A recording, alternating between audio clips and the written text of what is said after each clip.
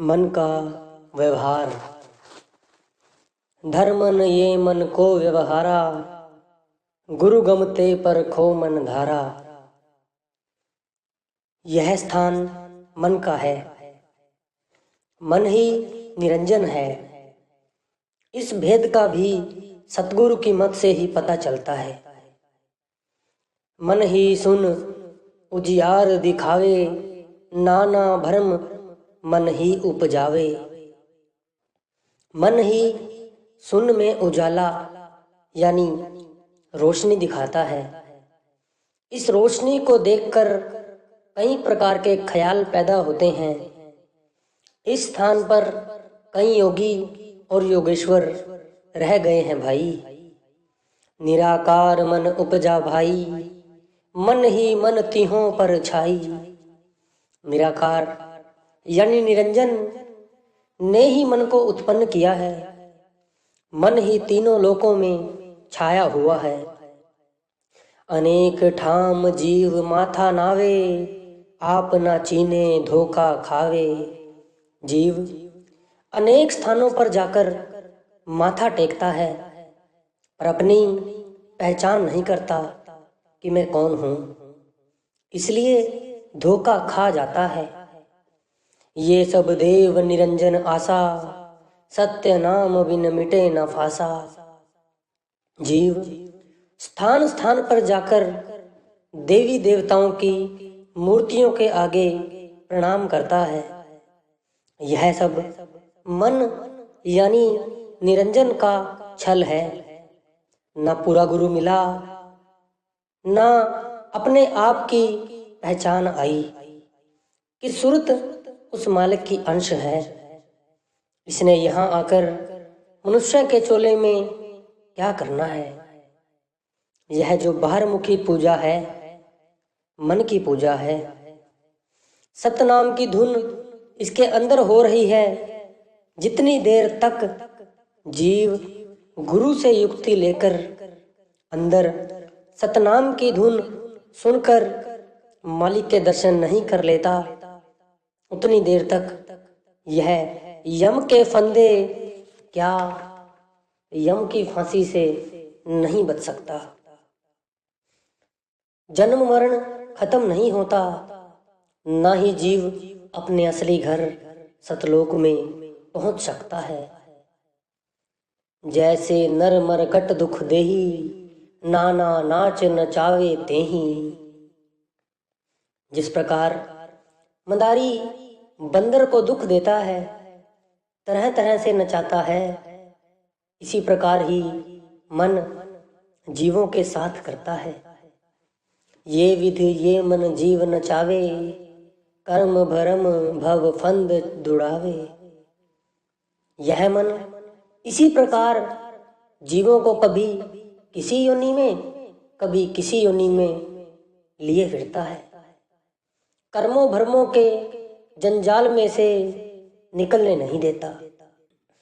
सत शब्द मन दई उछेदी, आपन दिशा जीव ले भेदी। यदि कोई संत महात्मा मालिक के घर का संदेश देता है तो मन को सुनकर आग लग जाती है। मन इस संदेश को सुनने ही नहीं देता।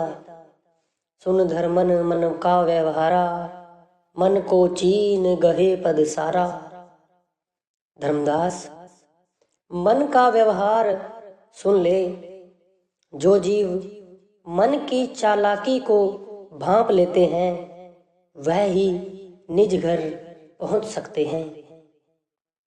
ये तन भीतर और न कोई, मन और जीव रहे घर दोई। इस तन में दोनों विराजमान हैं, मन भी है जीवात्मा भी, यानी काल भी है और मालिक भी इसके अंदर है। 5 25 3 मन मेला, ये सब ही निरंजन की खेला। निरंजन ने ऐसा खेल रचाया है कि इसके अंदर पांचों चोर यानी विरोधी ताकतें काम, क्रोध, लोभ, मोह और अहंकार और तीनों गुण, रजोगुण, तमोगुण और सतोगुण भी हैं। 25 प्रकृतियां भी इसके अंदर हैं। ये सब जीव को भुलाने के लिए निरंजन ने इसके अंदर रखी हैं। ये भूल भुलैया का खेल वह स्वयं खेलता रहता है।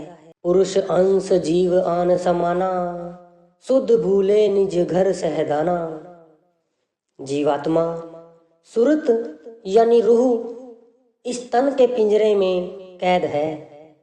यह मन के पीछे लगकर अकाल पुरुष को भूल गई है। इन सब मिल जीवन को घेरा, बिन परिचय जीव यम का चेहरा। मन की यानी काल की विरोधी ताकतों ने जीव को घेर रखा है। यदि इसको सतगुरु मिल जाए, वे इसको नाम की बख्शिश कर दें, इसको समझा दें, तो यह बच सकता है। यदि नाम से वंचित है तो यम का चेला यानी गुलाम है। यम काल का नौकर है, वह जिधर चाहे इसको उधर ले जाता है। भ्रम बस जीव आप नहीं जाना, जैसे सुआ नलनी फंदाना। जीव भ्रमों में पड़कर अपने आप को नहीं जान सका। जिस प्रकार तोता नलिनी पर बैठकर फंस जाता है और शिकारी इसको पिंजरे में कैद कर लेता है, इसी प्रकार काल जीवों को पकड़कर नरक में फेंक देता है भाई। जिम के हर छाया जल देखा, निज छाया दुतिया वह पेखा। कबीर साहिब एक उदाहरण देकर समझाते हैं। जिस प्रकार एक शेर ने अपनी परछाई कुएं में देखी, उसने उसको दूसरा शेर समझकर उस पर छलांग लगा दी और डूबकर मर गया। धाये परे जल प्राण गवाए, अस जीव घोक चीन ना पाए। जैसे शेर ने धोखे में अपनी जान गवा ली, यही हाल दुनिया के जीवों का है। जीव भ्रमवश होकर जन्म गवा बैठे हैं। कांच महल जिम पूखे सवाना, निज आकार दुतिया कर जाना। दुतिया आवाज उठे तह भारी, भौंकत स्वान देह तज डारी। धर्मदास एक और उदाहरण है। जैसे एक कुत्ता शीश महल में दाखिल हो गया। उसने अपना मुंह शीशे में देखा। अपने अक्ष को देखकर दूसरा कुत्ता समझकर भौंकने लगा। उसकी आवाज महल के साथ टकराकर गूंजती रही। वह और भौंकता है, भौंक भौंक कर हाँफ गया, अपनी जान दे दी। यही हाल जीवों का है। यम इसी प्रकार से इसे धोखा देता है। यह धोखे में आकर नरक में जा पड़ता है भाई। ऐसे यम जीव धोखे लगाई, ग्रासे काल जीव पछताई। इस तरह यम धोखे में डालकर जीवों को छल लेता है और काल उसको खा जाता है। फिर जीव पछताता है। फिर पछताने से क्या बनता है। सतगुरु चरण प्रतीत न करी, सतगुरु मिल निज घर संचरी। धर्मदास जीव सतगुरु के चरणों पर प्रतीति यानी भरोसा नहीं करता। सतगुरु को मिलकर ही इसने अपने निज घर को जाना है। धर्मदास जीव भय बेगाना, धोखे सुधा बिखे लिपटाना।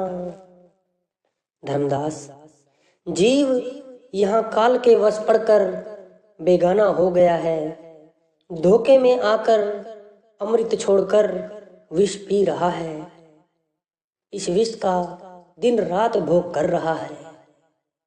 उसके फंद रचो धर्मराई, भरम बस जीव रहे भुलाई। धर्मदास काल यानी निरंजन ने भ्रमों का ऐसा फंदा रचा है कि जीव इसमें फंसता ही जाता है और अपने आप को भूल जाता है कि मैं कहाँ से आया हूँ, कौन हूँ और मुझे कहाँ जाना है। और सुनो मन केर पसारा, चीन्हे दुष्ट जीव होए न्यारा। और सुन धर्मदास, यदि जीव सतगुरु के मार्ग पर चलकर काल के इस फैलाव को जान ले और दुष्ट मन को पहचान ले तो इससे न्यारा हो सकता है, इसके जाल में से बचकर निकल सकता है, अपना जन्म मरण समाप्त करके अपने निज घर सतलोक पहुंच सकता है। चीने वह रहे भिन्न धर्मन, शब्द मम दीपक लहे। यह भिन्न भाव दिखाए तो को, देख जीव यम ना गहे। ज्यों ल्यों गणपति गाजे नहीं, संधि पावे तस्करा। रहत गाफिल भ्रम बस, तहां तस्कर संचरा।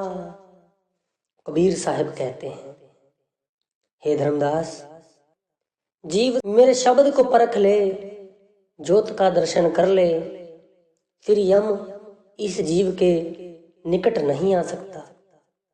जीव सहज भक्ति करके निज घर को जा सकता है। जितना समय गणपत शब्द इसके अंदर सुनाई नहीं देता, उतनी देर काल रूपी सर्प जीव का पीछा नहीं छोड़ेगा। यह जीव भ्रमों में भूलकर गफलत को जाएगा।